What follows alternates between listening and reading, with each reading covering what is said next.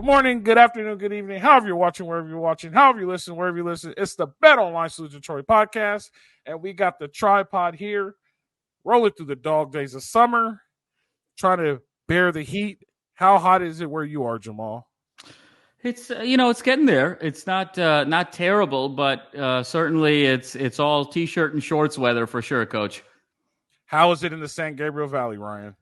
101, I think. So pretty close to you. I went for a run finally after taking 2 weeks off and did not go well. I'll just say that. 104 is what my car topped out. I went from downtown LA to where I live in Corona. It went from 87 to 95 to 104. So it is hot. Other than that, Madman, how are you doing on this wonderful Monday?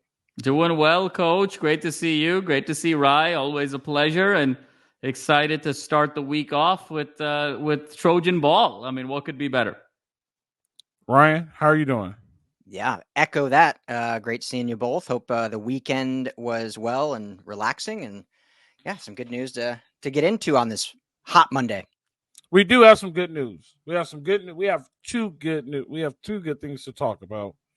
With that being said, Carde Smith rang the bell, jumped on the boat. The back signal went out. He's not officially a Trojan, but he has officially committed to the University of Southern California. Offensive lineman from Alabama. We're going deep south now. We're going way deep in the south. Offensive tackle. I had his numbers up and I lost them. Is it 6'2", 290? Bigger. What was it? 6'5", 300, 6'6", 295, something like that. Yeah. Okay, I was looking at the wrong guy. All right. 6'6", 300? Yeah. 6'6", 300. What I did see is, and that's the difference, and then this is what I want you guys to look at. Not you guys, but when I say you guys, I'm talking to people we're talking to in the podcast. Look how he moves and look how the other kid moves, the big basketball player kid that I said is a front side guy and he doesn't move very well. Both big guys, both 300-pounders. Carde Smith can run. Carde Smith can move. Carde Smith is athletic. That is a left tackle. You get what I'm saying? Like, that is the big difference that I'm talking about when I say it. I know people like, oh, you're too hard. Like, I'm evaluating from those types of things. Carde Smith, you can run, tackle, counter, and go out and get something full side. Carde Smith has very fluid hips. When Carde Smith gets up, he could get up with a great hip bend. This is an athlete, and this is something good in the making. This doesn't surprise me because the O-line has been stacking for a while. This O-line is going to be really good. We have something really, really brewing here. The only thing is that, and I'm going to say this again, and I'm going to keep reiterating this, we're now in a waiting game and a patient game and waiting for these kids to become juniors and sophomores. It's not going to happen overnight. It's unfortunate, and this kid won't even be on campus until next summer, right? If we get him to ink it in December. Got to keep him happy. The same thing I'm always going to say. We got to keep him happy. But a get like this changes everything, and it makes us better in the Big Ten because he's a big body that can move. So size is no longer an issue.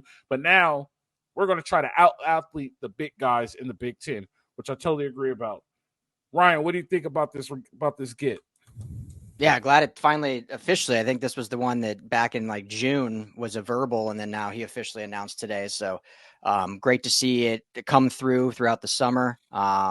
He said in his commitment thing that I thought that was interesting. Like, these kids definitely are hearing the noise about everyone talking about them chasing money, and he specifically said, like, people will say this is about NIL, but that's not everything. Like, USC felt like home.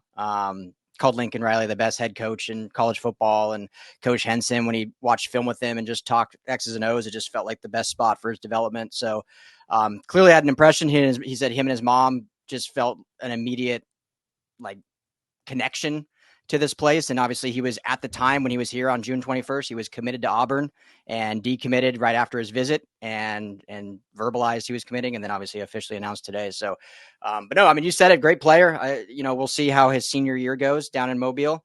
And obviously it'll be up to Coach Henson and the rest of the staff and this current offensive line to prove, what they're building in real time. And so that he wants to come here and keep stacking bricks and stay alongside. But he's a great athlete, great size for what they're trying to build here for Big Ten offensive line, and certainly checks all the boxes in that regard. So, another great get. keep stacking this 25 class. And these are the ones, that feel more real coming in August and not March. So it seems like this is one, but hopefully they'll, obviously now you got to prove it in your fall play.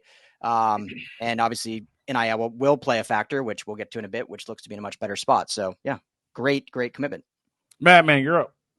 Yeah, no, really well said. I think, again, Coach, like we said, 6'6", 300, at that age to be that size, that weight.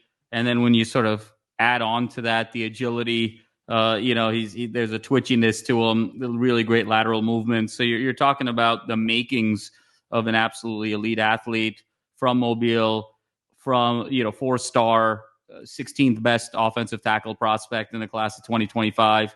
You're talking about, obviously, he was verbal to Auburn, but then the likes of Florida State, the likes of Georgia were also heavily recruiting him. So to be able to beat those programs, one that won 2 of the last 3 national championships, the other that was in the playoff last year, to be able to beat those quality of programs for Carde services, I think is really significant.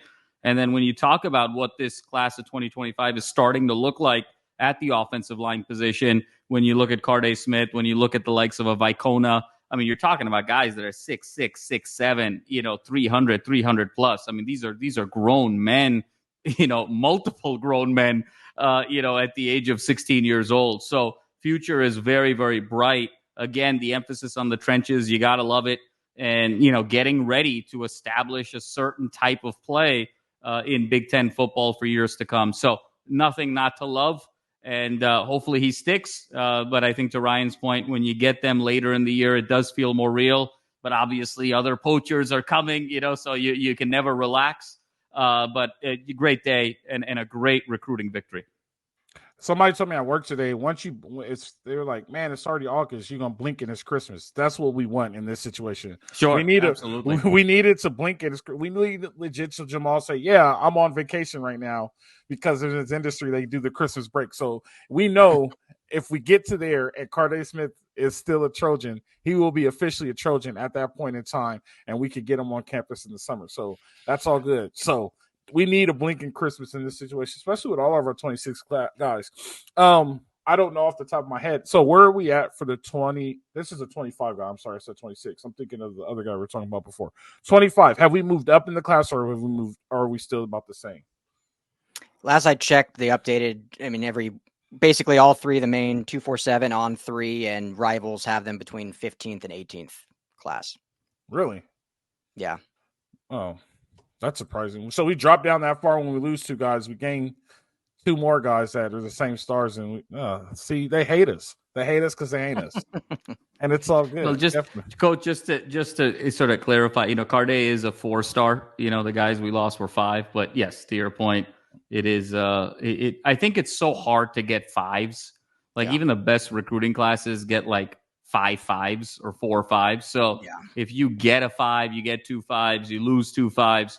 That can kind of really move the needle. A lot of the elite recruiting classes, but even all the way down to top 20, you're stacking with 4s, right? So 4s are a little bit easier to get. So now if Carde balls out, this year, and who's to say he can't become a 5, right? Definitely a lot of opportunity for movement up. But I agree with you. It does feel a little low at 15 to 18. This is starting to feel like a top 10 class and potentially even higher. Yeah, and I think the ratings will move up a bit. I mean, once they compile. I mean, there's so much data and science they do with all these star ratings, and who really there's some minuscule differences, but sure, yep. When in reality, after the top 5 to 20 is probably real similar. If we're being honest. Thanks a lot, rivals. You started all this. Yeah, it's a great business. Oh yeah, it's a great business, guys. Mr. Terry, doing well. So, let's backtrack. Last Wednesday, USC had a media day. Somebody asked Lincoln Riley, how do you feel about your collective? And I'm quoting now, but he was like, I don't like it. I love it. Basically, the quote, or he's like, something like that. We know he's talking. We know the quote's been all around USC and USC social media. I'm not happy with it. I'm thrilled. I'm not happy with it. I'm thrilled. There we go. Thanks a lot, Ryan. I'm happy you're here. I'm thrilled you're here. There we go. Thank you. Not happy you're here. Thrilled I'm to be thrilled here. you're here. Thrilled to be No. I can leave, gentlemen, if you need the room. So, and it was kind of like foreshadowing per se. And I don't know if I could say this right, but we kind of have the inside edge of what's coming. Are we allowed to say that? There's been conversations of stuff happening. Yeah. So not us. Well, yeah. Well, there's been conversation stuff happening. We kind of knew it was going to happen. What was going to happen on Saturday? A story broke on LAFBnetwork.com. And if you're not there and you haven't subscribed there, you need to go subscribe there because we're breaking stories way before. LA Times reported it today. Everybody's reporting it today. We had it 2 days in advance. I'm just going to brag on us for a second there. Hope you guys don't mind. But we had it 2 days in advance. We knew it was going to happen. A big merge happened between the two collectives at USC, which was a long time coming, way overdue. House of Victory and Conquest Collective have officially merged and are becoming one collective. So does it become the House of Conquest? Saying House of Victory. Basically, Conquest is no more, and they're just becoming a part of House of Victory, yeah. Oh, man, they settled. They said you can't negotiate and settle like that, man. You got to at least get your name in it. No, but they merged long overdue. So some questions I do have, Ryan. I don't know if you know the details. If you don't know the details, it's okay to say you don't know. I know they were two different types of contracts. What contract are they going to go with moving forward? The one that I don't remember them in complete detail, and please explain them for me. Are they going to go with the one that works, or are they going to go with the other one that was kind of shaky? Hopefully the one that works. But no, I think you're alluding to that House of Victory was nonprofit and Conquest was for profit. Yes. I know that a lot of those details are still being worked on. The essential main detail right now that we've been told and everyone else has reported on too is that essentially Conquest is joining House of Victory. Jeff McKay and his dad, J.K. McKay, are joining the board of House of Victory. And then Jeff will continue and more so with House of Victory be a real spokesperson for the football team. He'll be helping on the negotiation side of contracts and how that works. But I don't know if you've heard anything, Jamal, but I don't know if it's going to be, they can both do nonprofit, for profit, or what's the actual business entity shifting. I'm assuming because they're joining House of Victory, it's remaining nonprofit would be my assumption, but I don't know for sure. So is House of Victory a 503B? I think 501c3. 501, whatever, the nonprofit. Yeah. They're that one? Okay. Do you know? I didn't mean to cut you off, Jamal. Go ahead. Do you know? No, I think Ryan said it best. Yeah, I think it's the language is a little interesting, and just in the sense, and I think Fred, you alluded to it. I don't know if I would call it a merger per se. I think Fred, you to your point, in mergers, it actually seems superficial, but the name does change or it does become sort of a combination because it's kind of two equal entities type coming together in some capacity, either in employee size or revenue or something. This feels more like House of Victory is kind of absorbing Conquest Collective, and it also feels like Jeff is really kind of sometimes you acquire companies or you scoop up organizations because you want sort of access to talent. And it feels like House of Victory really wants Jeff, and rightfully so. I think Jeff's a terrific guy and huge for USC on the partnership side and just, given his pedigree and his name. So I think it feels like they're kind of absorbing Conquest Collective and obviously the two McKays are going to be on the board. And I'm a big fan of this, of alignment and getting to a place of centralization. You need to be able to have kind of one place, one door, one front door. There has to be kind of a one-stop shop when you're talking NIL, so you can sort of allocate resources appropriately and you get the holistic picture. I think to my knowledge, there's only one other sort of entity that's out there. They don't seem to be particularly active right now, but they are out there, which is the Tommy Group. Mm-hmm. And that's the one that's led by Keyshawn Johnson and John Terzian and some other notable USC alums. So hopefully there'll be a decision soon as well with the Tommy Group, whether they decide to kind of we feel like, hey, House of Victory is in a great spot. We got kind of our NIL all together and let them do their thing? Or could there be yet another kind of absorption activity where Keyshawn and some of these other folks kind of get on the House of Victory board as well? So I think we're getting to that place where HOV is, the one preeminent place for NIL for USC. And I think that's the way it should be. So organizationally, I think another big day for the USC ecosystem.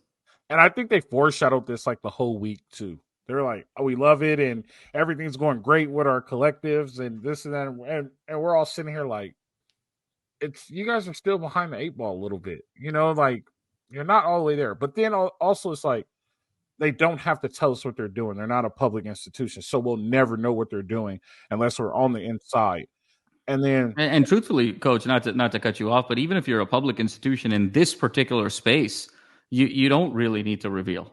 Oh, you don't? Right? You don't, because these are separate entities from the university themselves. So, you can sort of play by your own rules here. Even a 501c3 doesn't have to disclose their financials. So, that's you huge. don't. So even public schools like Cal, UCLA, others, they don't have to share what's going on behind the walls either.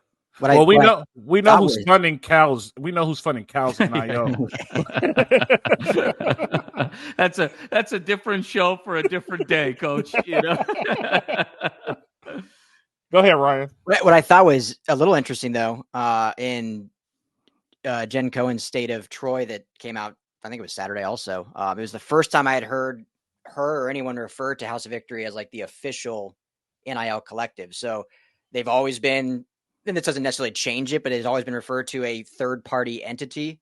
But this is the first time where she called it the official NIL. So I don't know if that's a change at all or different or just interesting verbiage. But I thought that was interesting. They're officially like naming them their NIL collective. So that's a great point, Ryan. I think it's foreshadowing the rev share piece, with players and with the university. I think they're starting to understand that in order to kind of do rev share is coming, and in order to sort of do this the best, I think you have to have your collective be partnered with the university and have a holistic picture, right?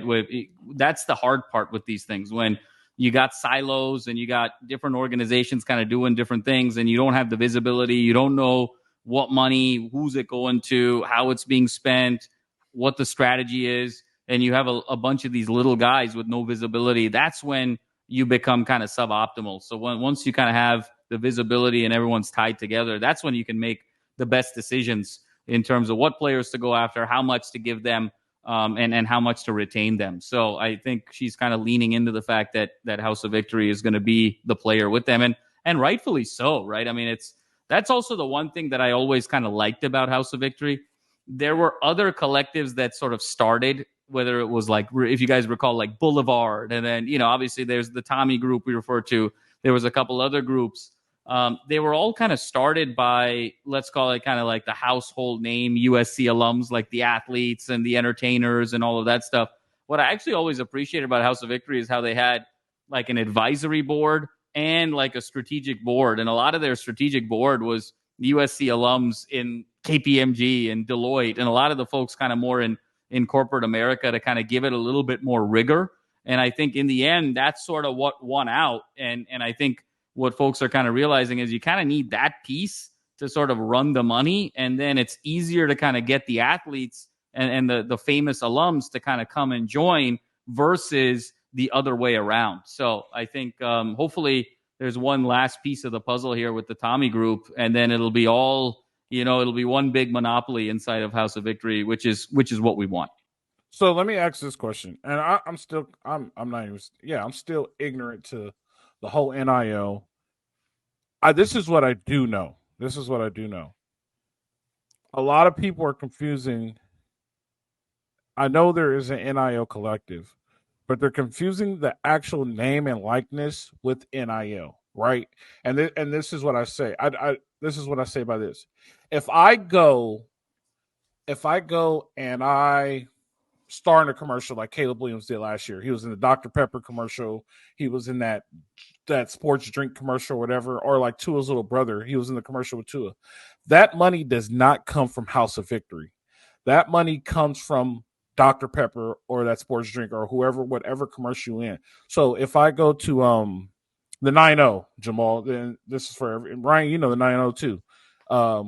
If I go to the 9-0 and I say this is the official after game spot for USC Trojan Miller Moss, right? And Miller Moss has to do a 1 hour appearance at the 9-0 after every home game, right? The 9-0 pays Miller Moss for his name, image, and likeness. The NIL and the House of Victory, that's the part I don't understand. Are these just like them cutting checks to pay for play part? And if that's the case, what happens to when the people are wearing their jerseys and all the name, image, and like this stuff that's advertised around the school? Where does that money come from? And do they just cut the school a check and like, here you go, this is how you're going to pay the players? Or is it a direct check to the student? That's the part I don't know. Either one of you can answer. Maybe you guys could like also school the people who are listening and school me too, because I'm completely ignorant to it. I know the commercial part, but I don't know the collective part. Yeah. So, you want me to answer, Jamal? Right, you can go first. Yeah.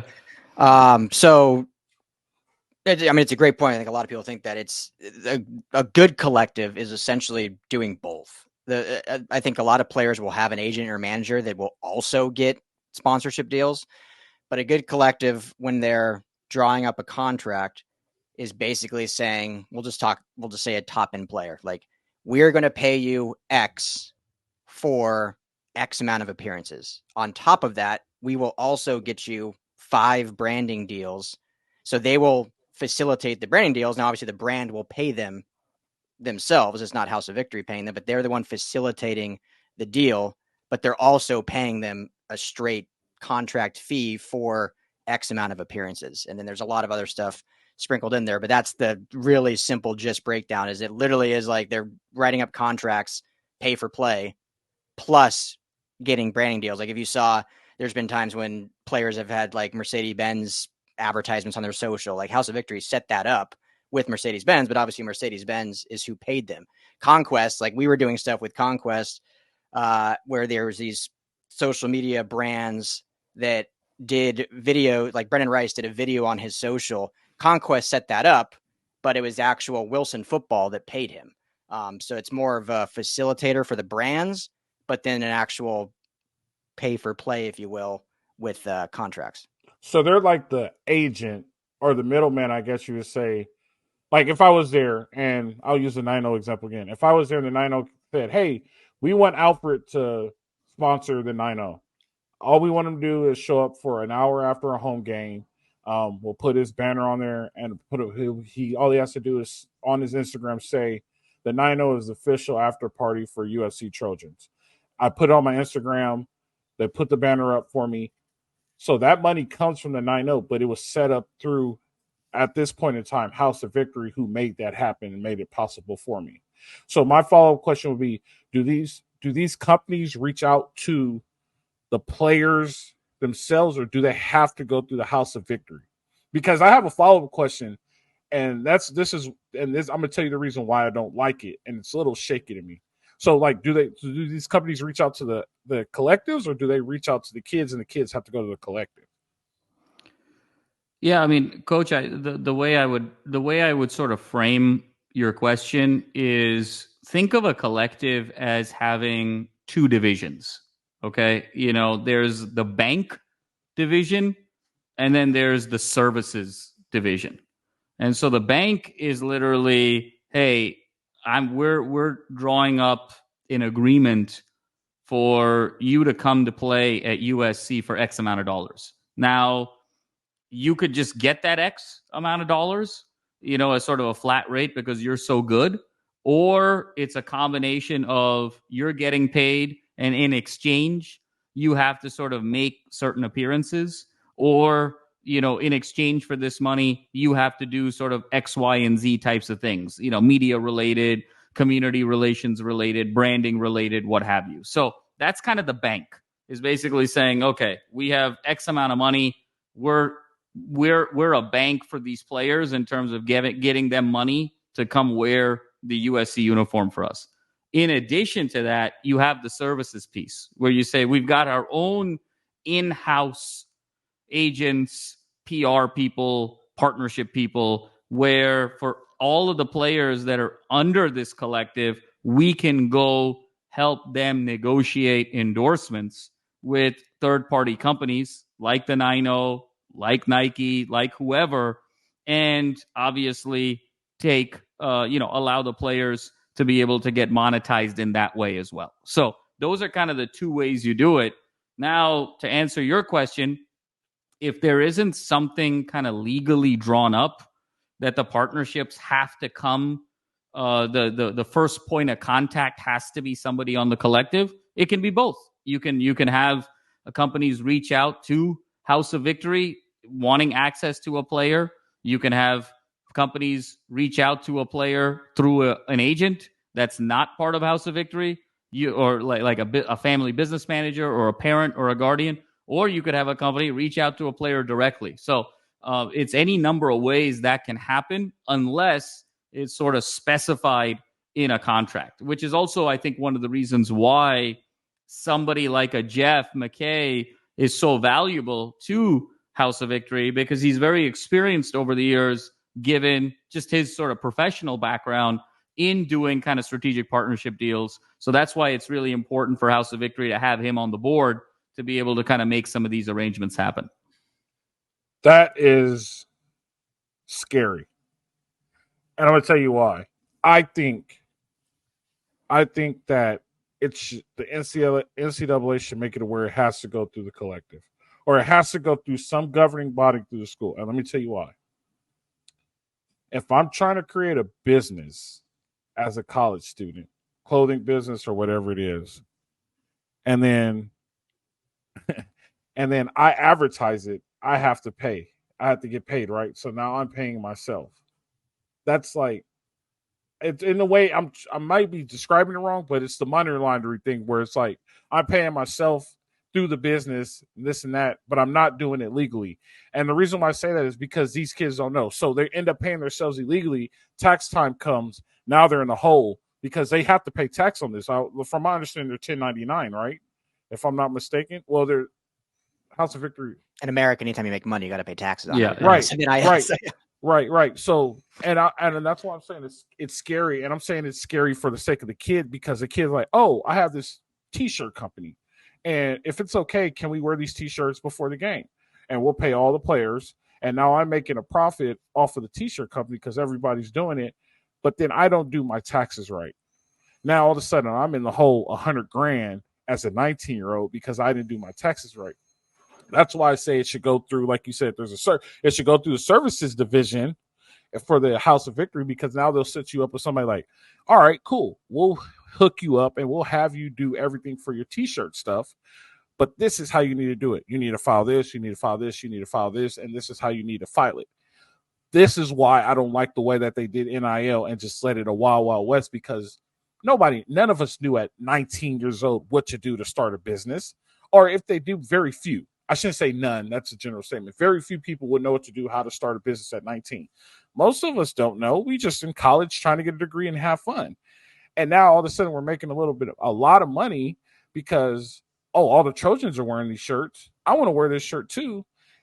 But then Uncle Sam comes. And Uncle Sam doesn't care about NIL. All Uncle Sam cares about is his cut, so he could keep funding things that he needs to fund for the country to function. That's what I hate about this, and that's what I hate about this Wild Wild West thing. Like, it needs to go through.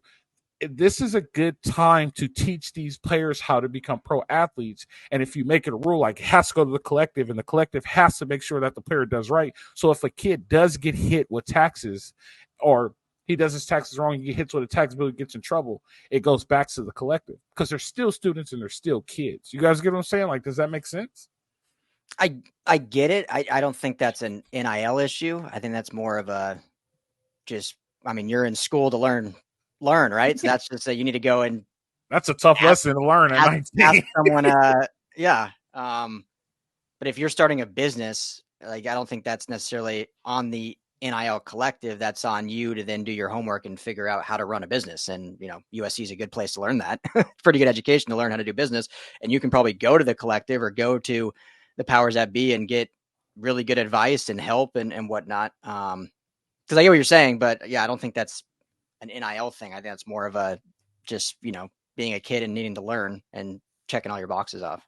Yeah, and I agree, Coach, with Ryan there. I think that's also kind of what's happening too, right? I mean, I think that's one of the benefits of getting down to one collective, right? So you're not sort of mandating it, but you're allowing the market forces and the organizational forces to say, hey, this is why it kind of makes sense to have one collective. Because even if we have one of our players who's doing something off to the side and they have questions, rather than be overwhelmed by 12 or 15 different collectives, who do I go to? Who do I ask? I can just kind of go to House of Victory and say, I need help with this. And so I think that's also a really huge benefit. I think the challenge, though, Coach, with mandating anything in this space, much like fiscal policy in the country, not to get political in any way, is you always have to sort of guardrail for the exceptions. So, for instance, I'll give you an example. Caleb Williams last year, right? So Caleb Williams was such a big prospect, was such a big name as the Heisman Trophy winner, as the potential number one pick in the draft, the eventual number one pick in the draft, that Caleb Williams has his pick of any agent that he wants. And, whether that's and I'm dating myself, but, back in the day, whether it was like a Scott Boras, Drew Rosenhaus, Lee Steinberg, you pick your super agent, he was sort of that ilk, right? And so if you start mandating and saying, well, Caleb, you can only be represented by House of Victory, truth be told, House of Victory doesn't have the bench of some of those super agents, right? So how do you deal with kind of an exceptional case then with Caleb, right? The House of Victory structure is designed, much like education is designed for, the bell curve, right? The meat of the bell curve. Everyone who's sort of in the meat of the bell curve, but the Bill Gateses and the Steve Jobses and the Mark Zuckerbergs, they drop out because they're so exceptional, right? And it's the same thing here.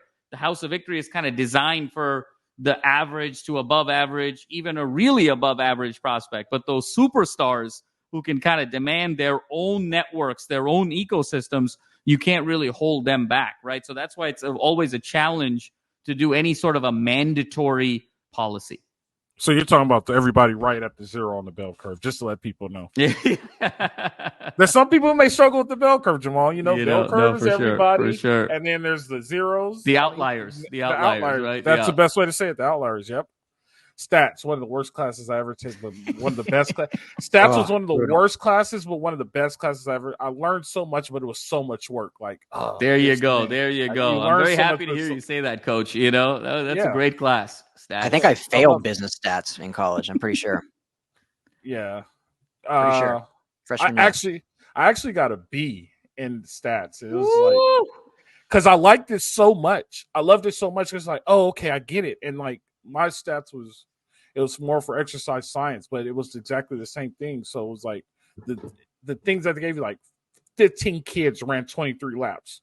What is it? And you did the statistics on them to see where they felt. So the R value and all that stuff. But that's a different R story. Squared. Good. I never thought the chances of the R squared coming up on an episode tonight. Oh my goodness. That was a 3 sigma probability, Coach. Let me tell you. Okay. So let's we went off on a tangent there, but let's get back to it. So thank you for that lesson. Like I said, I didn't know. I was still ignorant to it, and I appreciate you guys for that. I did not get your opinion, Jamal, on how did you talk about how you felt about the merging of the collectives? Yeah, you did. Yeah, no, I'm all for it. Yep. Yeah. All right, good deal. So we talked about a bunch of stuff. We covered a bunch of stuff. I want to touch on something real quick before we get out of here. We got a little bit more time. 24/7 crystal ball prediction for 2026 quarterback. Help me with his name because I closed. Ryder Lyons. Ryder Lyons. Ride or die Lions. I wish he was a ginger so he could be Red Ryder Lyons. California kid from Folsom High School. They're listening, Jamal. They're building a wall around California. 2026 is building a wall around California. Thank you. You're welcome, Lincoln. You're welcome. So I Seen him play last year in the state championship game. This kid is tough as nails. I don't know how he fits into Lincoln's system because he's a completely different style. But if more than anything, we've seen Lincoln adjust multiple times between Jalen Hurts, Kyler Murray, Baker Mayfield, Caleb Williams. We've seen him adjust. That won't be an issue. But this might be the one time, other than Jalen Hurts, that you see design run out of this quarterback. I'm not taking away from his throwing ability. He can run and throw, but he is so productive in his run game. QB power read, quarterback read, those types of things. Like, he'll be productive, and he's really tough. 6'2", 210, I think was the stats that they had up on him. This will be a great ad. It makes sense. He's building. So we'll see what happens. We're not going to get too excited. We're not going to jump for joy if he commits in March. Prior to March, because March is not March. July 4th is our cutoff. So anything after July, we'll jump for joy if he commits. If he commits before, is it a leverage play? And that's the things that we see. A lot of kids are saying it's not about the money, but we'll find out. This is a little bit interesting situation, though, because we got Miller Moss, we got Mayava, we got the Big Ten Recruiter of the Year, Julian Lewis, right? So we're looking at this dude not playing class of 26. He'll play the 26. He'll be on the sideline 26 season. Julian will be in his second year, but hasn't played yet. He might not play until 27. Is he patient enough to not play until 28? 28. Yeah. He might not play until 28. Is he patient enough not to play until 28? That's the big question that he has to answer. And if not, he'll be off to the portal. Jamal, what do you think about this real quick? I know it's a 26. Just real quick. What's the guns on it? Yeah, no, I mean, I think it's, he's a top-notch kid. I think we talked off air, Coach, the number 2 QB prospect in the state of California in class of 2026. Really tough kid. And look, it's again, as we talked about off air, this is just so far away. Just think about this off season. I mean, the Holiday Bowl was 6 months ago, 7 months ago. I mean, that feels like 3 lifetimes ago, and all the flips and the ebbs and flows, and that's only been the last 6 or 7 months. So to say, we have sort of clarity of thought 2 years from now is a tough ask in this new environment. But again, the 2 things are kind of universal truths. One is Lincoln Riley will never have a problem recruiting top quarterbacks. So that cupboard will always be deep with toys. And usually Lincoln does a great job of having a 3 to 4 year roadmap. So, and that's really the case here. You always kind of want to be in a position where you have enough depth at quarterback 3 years from now, 4 years from now, and that's what he's building. But again, it's kind of by design. You want 5, 6, 7 recruits over the next 4 or 5 years, and then let them compete it out. And whoever wins, you get the best of the best at that point, right? Whoever wins gets to stay in your program, gets to be your starter, gets to be your backup, and the guys that don't go into the portal. So hopefully Ryder Lyons, for his sake, is here in 26 and beats some guys out in 27 perhaps. Or, he's patient and takes the road of Miller Moss. Or, he's going to take the road of the transfer portal. But either way, I think Lincoln's being very intentional with his quarterback strategy. Look, that's home for Lincoln. That's the one position you never have to worry about with Lincoln Riley. So all good things here. But I think there's maybe not just 1 or 2 bigger fish to fry until then, but perhaps 1 or 2,000 bigger fish to fry from now until 2026. And just to let you know, Jamal, I said tough as nails, not how I said it when I was off the air. Yes, no, absolutely. Absolutely. Tough as nails, very tough kid. I'm keeping it PG, Coach, Ryan, what do you think? Ryder Lyons. Yeah, no, great. I mean, nothing, as Jamal and everyone said, like that's the position he gets. Just to clarify, because I double checked, because I wanted to be sure, but he's the number 2 overall prospect in California. Number 1 is a receiver out of Mater Dei, and then he's the number 2 quarterback in the nation. Oh, wow. Okay. Number 1 is a Tennessee recruit out of North Carolina. So even higher trajectory, but again, a ways off. But yeah, Cali kid, and I mean, all good there. So we said it off air, but this was back in December when Lincoln flew to Manhattan to watch Will Howard, who we all thought was probably going to be the next USC quarterback. Seemed like he was going to transfer here until that was before the Holiday Bowl when Mel Moss went off. Went from Manhattan, Kansas, up to Folsom to watch Rider Lions championship game, and obviously saw enough to offer him there. So yeah, well, year and a half from now, we'll see what happens. Yeah, it's funny, Coach. You're talking about, well, he's going to come in 26, probably going to redshirt. Then he's going to have to battle it out with Maeva, perhaps, or Lewis at that point, more likely Lewis. And then, he's going to be playing in 28.